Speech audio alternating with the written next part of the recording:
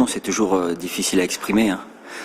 Mais là, c'est tellement soudain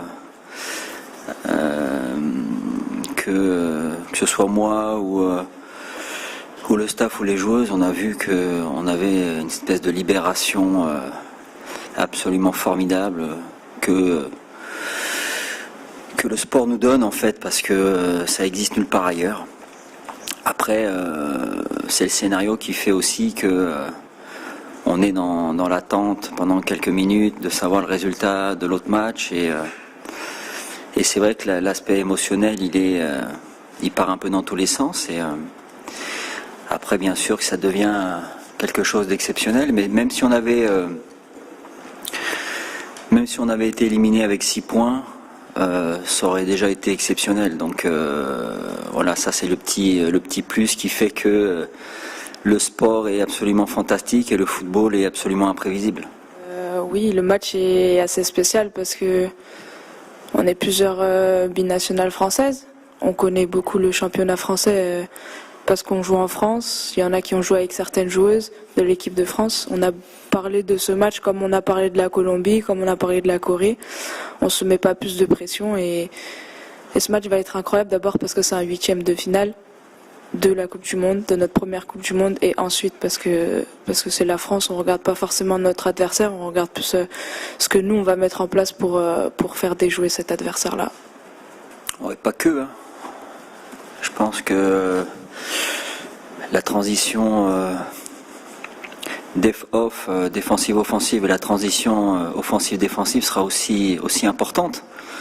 Après, il y a tellement de choses à mettre en place, à regarder, à travailler. Faut être sur la continuité du match de la Colombie, bien sûr. Après, on doit encore monter notre curseur d'un cran, notamment dans les deux surfaces, pour être encore plus décisif dans les deux surfaces, que ce soit défensif ou offensif, parce qu'on joue un adversaire qui est encore plus redoutable. Donc automatiquement, quand tu grimpes les échelons, là on est en 8e de finale, on a un adversaire de classe mondiale, il va falloir encore réélever notre niveau à nous, qui était contre la Colombie, qui était déjà un très bon niveau. Mais voilà, on sait qu'il va falloir encore être un petit peu plus juste avec le ballon, encore un petit peu plus agressif quand on n'a pas le ballon pour le récupérer. Et puis cette solidarité, cette envie, cette détermination, la multiplier encore, passer au-delà de nos possibilités pour espérer pouvoir se qualifier pour les quarts de finale. Il y a tellement de choses qui se passent. Déjà, quand on a commencé le 12 juin, on a dit aux joueuses qu'on serait prêt le premier match de groupe contre l'Allemagne. Je pense qu'on était prêt. On était prêt physiquement. Après, ce qui a été important aussi, ça a été tout l'aspect émotionnel. On s'est aperçu après le match, il y avait quand même pas mal de joueuses qui avaient peut-être surjoué le match, peut-être joué avant. Ça, c'est quelque chose que personnellement, j'aurais dû mieux maîtriser. Après la défaite, je pense qu'elles étaient plus déçues du score que du contenu. Après avoir revu les images, on leur a montré les images de ce qui n'a pas été, de ce qui a été. Et c'est vrai qu'on a, sur je pense, 2-3 buts encaissés, pu faire largement mieux. Et c'est vrai qu'on leur a montré en disant que si on était plus concentré, plus déterminé, on pouvait éviter ces 2 ou 3 buts. Et puis il y a eu, ce qui est logique, hein, il y a eu les filles ont accusé le coup. Et après on les a remobilisées tout simplement en leur disant c'est simple, il y a 3 matchs de poule, il en reste 2, il faut 6 points, et si on a 6 points, il y a de grandes chances qu'on puisse jouer quelque chose pour se qualifier. Donc ce qui s'est passé contre l'Allemagne, c'est terminé, c'est derrière nous, on sait ce qui a été, ce qui n'a pas été, maintenant on se remet au travail. Et je trouve qu'après cette réunion qu'on a fait et qu'on leur a expliqué, le lendemain on a vu un groupe complètement remobilisé, on a vu un groupe complètement psychologiquement bien rafraîchi, voilà, et on est reparti au travail. On a eu la chance d'avoir un petit peu plus de temps, parce qu'entre le premier et le deuxième match, on a eu presque 5 jours, et on s'est remis au boulot, on a retravaillé, on a vu de la bonne humeur, on a vu de la détermination, on a vu une équipe concentrée, je dirais même que le deuxième match est plus important que le premier. Parce que le deuxième, si tu le perds, c'est fini. Donc, l'aspect émotionnel du deuxième, elle devrait être normalement plus forte que le premier, parce qu'il te reste 2 matchs après le premier. Et là, on a su, en fait, se focaliser sur la victoire. On s'est dit, voilà, nous, on n'a pas le choix. Si on veut rêver faire quelque chose, ou espérer faire quelque chose, il faut gagner les 2 prochains. Donc, on va commencer par la Corée, on va travailler sur la Corée, et on va penser à préparer ce match pour le gagner. Simplement pour le gagner. Et c'est ce qui s'est passé, et après, on s'est donné le droit, en gagnant la Corée, de se donner le droit de rêver sur le dernier match en le gagnant, toujours, parce qu'un match nul, on ne passait pas. Et on a préparé la Colombie comme la Corée, c'est-à-dire que, avec beaucoup d'envie, beaucoup de détermination, c'est comme la Colombie qui venait de battre l'Allemagne.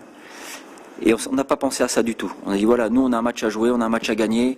Si on a 6 points, on aura déjà réussi notre Coupe du Monde. Après, si on a le petit coup de pouce, le petit bonus, le petit coup de chance, de rêve en plus parce que l'Allemagne ne gagne pas, à ce moment-là, ça arrivera. Mais ça dépend de nous, en fait, au départ. Si on gagne les 2 matchs, on a 6 points et après on voit. Et c'est ce qui s'est passé. On a fait un très très bon deuxième match, dans l'état d'esprit, dans l'envie, dans la détermination, dans la solidarité, dans le schéma tactique, dans toutes ces choses-là.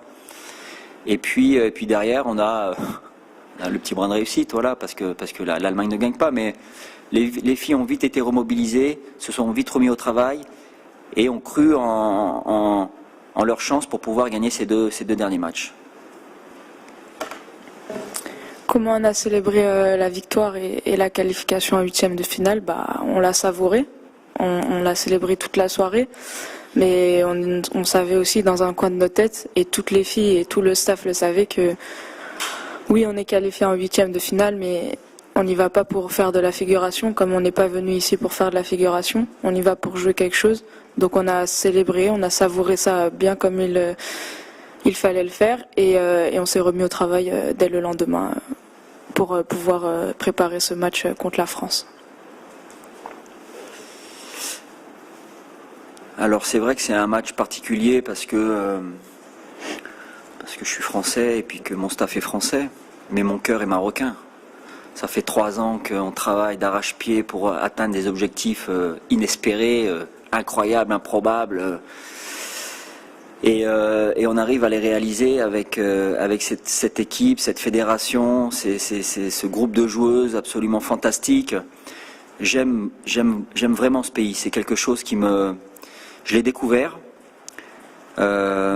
J'y vis très très bien. Je suis très heureux là-bas. Je suis très heureux d'entraîner là-bas. Et aujourd'hui, j'aurais absolument aucun scrupule ni aucun remords à battre l'équipe de France. Donc, je ferai tout pour qu'on se qualifie pour les quarts de finale. Après, on verra ce qui se passera à la fin du match. Mais voilà, c'est un match particulier, oui. Mais en tout cas, pour moi, c'est un match à gagner pour le Maroc. Alors, il y a sûrement un clin d'œil du destin.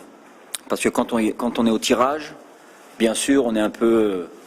Tant qu'on n'a pas joué les matchs, on est un peu ambitieux. Hein. On regarde les 8e, les quarts, les demi, on se dit tiens, contre qui on va jouer? Et puis on s'aperçoit qu'en sortant des poules, on peut jouer contre le groupe de l'équipe de France. Et puis là, on se dit tiens, ça serait drôle. Ça serait drôle pour eux, pour nous plutôt, pas pour eux, parce que les 8e, ça reste un objectif qui doit être réalisé. Pour nous, c'est utopique. Mais on dit tiens, c'est un petit clin d'œil quand même. Et puis on n'y pense plus pendant un bon moment. Et on y pense peut-être encore moins quand on perd ce premier match et on se dit, bon, de manière, le Maroc c'est cuit quoi. Mais non, c'est un petit clin d'œil du destin. Maintenant, après, comme je le disais tout à l'heure, oui, je connais les joueuses de l'équipe de France, je connais celles que j'ai entraînées, je connais celles que j'ai pas entraînées qui jouent dans notre championnat, enfin dans le championnat français. Je connais les autres qui jouent dans le championnat anglais. Voilà, l'important pour moi, c'est de ne pas surjouer quand on a présenté le profil de l'équipe de France aux joueuses. On a fait la présentation exactement de la même manière qu'on a fait la Colombie et la Corée. Voilà. J'ai grand plaisir à les retrouver à ce niveau-là. J'aurai grand plaisir si je les élimine. Mais c'est comme ça, quoi. Je veux dire, elles seront très contentes si elles passent aussi. Voilà. Donc il n'y a pas Il n'y a pas de problème avec ça. Chacun est dans sa bulle, chacun est dans sa concentration, et puis après on verra à la fin. J'aimerais bien aller aux prolongations. Ça me plairait bien.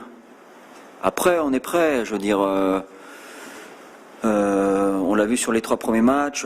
Physiquement, oui, on a puisé contre la Colombie, mais bon, on les a épuisés un petit peu aussi. On a couru 10 km de plus sur l'ensemble du match. Donc ça veut dire que je pense qu'on est prêt. Après, ça reste une prolongation quand on sait que sur les 90 minutes de match, normalement, on en fait plutôt 110 ou 120 avec les arrêts de jeu maintenant. Donc on verra bien. Mais si on va jusqu'aux prolongations, ce sera déjà qu'on a fait un gros match pour les emmener là-bas. Et puis après on fera tout ou pour gagner le match ou pour les emmener au pénalty. Mais en tout cas, je pense qu'aujourd'hui, on est prêt. L'effectif est au complet. Voilà. Je pense qu'on a toujours été très honnête avec elles. Quand on les a contactées, on leur a expliqué le projet. Alors ça fait maintenant 3 ans. Alors au début, j'avoue que effectivement, c'est difficile à entendre, de dire voilà, nous, on a un projet avec le Maroc, on veut aller on veut aller au moins en demi-finale de Cannes pour aller à la Coupe du Monde. Je conçois que le projet il peut être écouté, mais bon, voilà.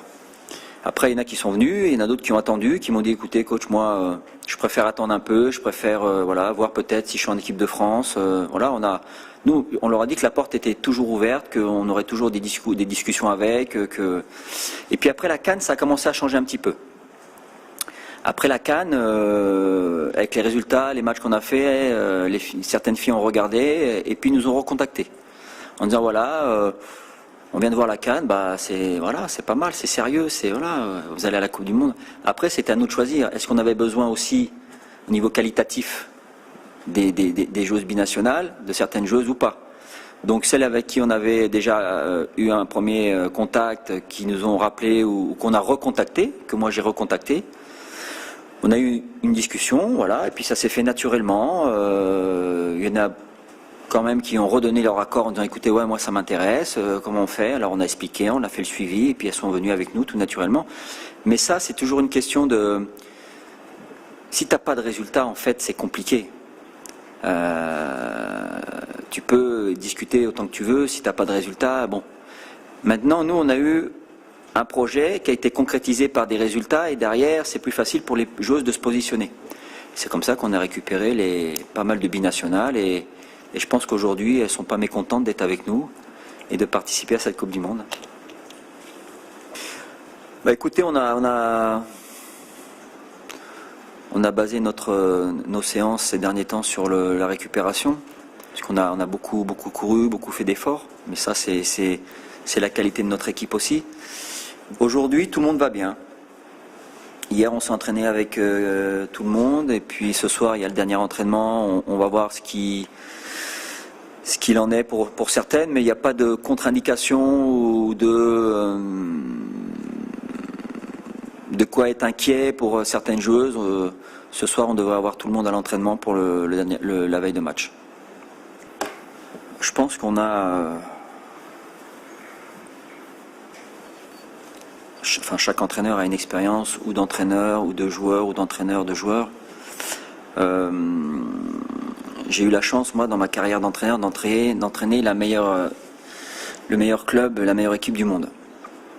Et ça m'a énormément servi quand je suis arrivé ici au Maroc pour faire en sorte que l'exigence soit à l'entraînement notamment, soit d'un très haut niveau. Après, je savais que la qualité des joueuses était complètement différente, mais dans les intentions de travailler, dans l'exigence, dans le travail, c'était pour moi la même chose. Et c'était faire comprendre aux joueuses qu'elles en étaient capables. Encore une fois, cette Coupe du Monde m'apporte aussi de l'expérience. La CAN m'apporte aussi de l'expérience. J'espère encore en avoir d'autres. Mais en tout cas, aujourd'hui, le travail qu'on fait avec cette équipe nationale me fait penser quand même qu'on est sur le bon chemin, qu'on travaille plutôt bien et qu'il faut continuer à travailler dans ce sens-là. On aurait pu, avec ce qui s'est passé sur le premier match, on aurait pu penser qu'il faut changer notre fusil d'épaule après avoir perdu contre l'Allemagne, 6-0. On est resté dans la même ligne de conduite de travail, on a persuadé aussi les joueuses qu'il fallait continuer comme ça, que c'était là où on allait s'en sortir et on n'a pas eu de soucis de ce côté-là. Donc l'expérience c'est bien, c'est vrai que c'est important. L'expérience de footballeur aussi c'est bien, parce qu'on se met dans des situations qu'on retrouve quand on était joueur. Et puis après, plus on va avancer dans la compétition, plus on en fera, plus les filles auront de l'expérience, plus on en aura. Et puis après, ce sera peut-être plus facile à certains moments. Très sincèrement, je vais donner le même chiffre. Je pense qu'il y a au moins 98% des gens qui pensent qu'on ne va pas se qualifier. C'est bien.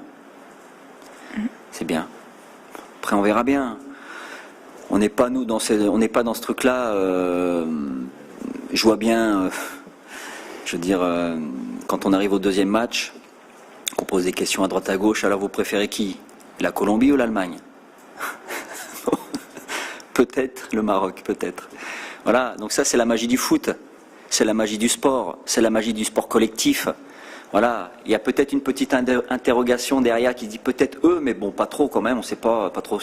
Et puis bim, ça tombe. Voilà, c'est comme ça. On s'est immiscé un petit peu au dernier moment, mais on est monté crescendo.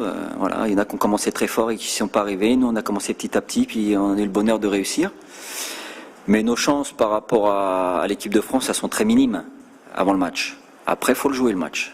Donc on verra bien si nos chances diminuent au fur et à mesure du match, ou si elles augmentent. Le coach, il reflète un peu l'état d'esprit du groupe, c'est-à-dire la joie, la bonne humeur. C'est toujours mieux de s'entraîner avec un coach qui nous accueille sur le terrain avec le sourire, même en se réveillant le matin. Et puis c'est un staff qui travaille beaucoup main dans la main, nous on le voit. Et quand on voit un staff qui travaille ensemble comme ça, on a envie de faire la même chose de notre côté des joueuses, de s'entraider surtout.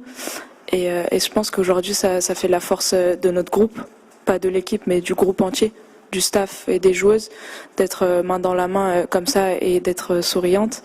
Après, lui, il a dit lui-même, le fait qu'il a entraîné une grande équipe, ça aide aussi, parce que nous, quand du coup on nous parle, on écoute plus attentivement parce qu'on sait de quoi il parle et il sait de quoi il parle surtout. Donc forcément, c'est toujours plaisant de parler avec lui. Mais pour moi, ce qui prime le plus, c'est la joie et la bonne humeur. Oui, la France est favorite demain, ça c'est sûr. Après, la Colombie est favorite aussi, la Corée est favorite aussi. Je pense qu'il ne faut pas qu'on fasse les mêmes erreurs que contre l'Allemagne.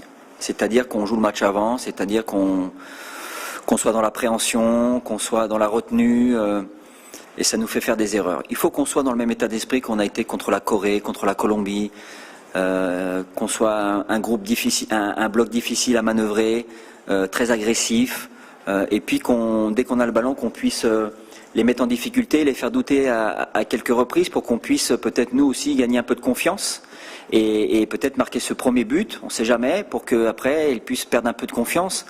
Mais en tout cas, ce sera très important pour nous demain d'être très compact, très agressif, très attentif et très efficace dans ce qu'on va faire.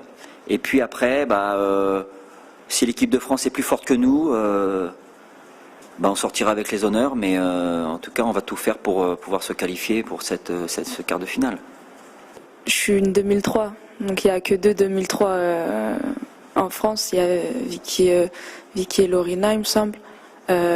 J'ai jamais joué avec elles, je les ai jamais côtoyées. Moi, je viens de Saint-Étienne et elles sont plus dans le nord. Donc je les ai jamais côtoyées. Il y a des filles qui ont des amis dans l'équipe de France, mais c'est toujours plus plaisant de battre une amie que de battre quelqu'un qu'on connaît pas. Quand je suis défenseur, j'ai pas de copine.